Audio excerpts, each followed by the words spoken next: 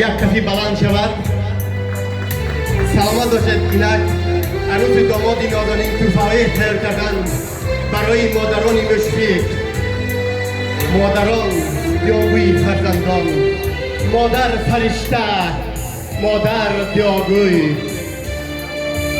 تکیه بر پهلوی مادر جان غنیمت بوده است. خواب در زانوی مادر جان غنیمت بوده است. دولتی بیداری او بار میسر می شود. دولتی بیداری او بسیار قیمت بوده است. عروس داماد نازنین به جای خود مرحمت. توی مبارک شود، باز مبارک شود. والدان عزیز گشته و برگشته باز مبارک شود.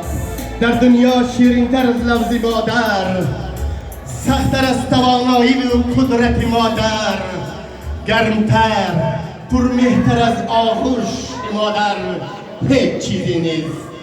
مادران زنده باشید، دیاگوی فرزندان باشید. فردوس جان عزیز، گل عروسک نازنین، ملکه خوبان، مهران خان، من همین چهله که دوی شمایان را، بزرگان شمایان به چنین عرصه حیات آورده رسانیدن. خدمت ایشان را دریغ ندارید.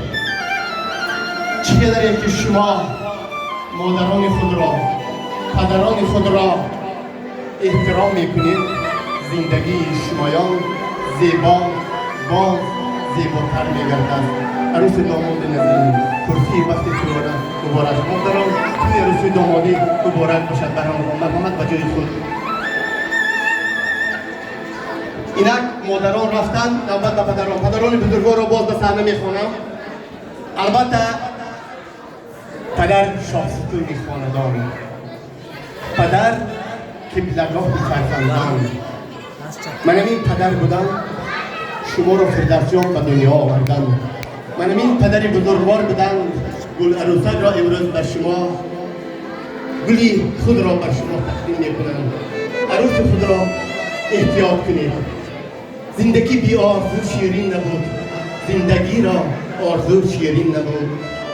چون پدر گویم همیشه چشمی من نم می شود. از دلی آزرده‌ام یک ذره کم می شود. خود به خود پیدا شوند آژانگ‌های بی محل. رفته رفته قامتی بالای من خم می شود. ای پدر آغوش کشا، من سیر باغت آمدم.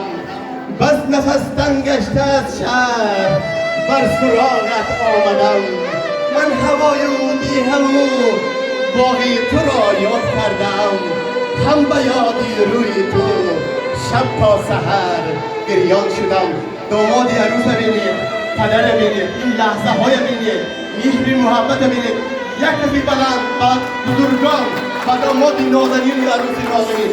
خوشبخت باشید، خوشبخت باشید. بالان نکو ستاره بخت شوید.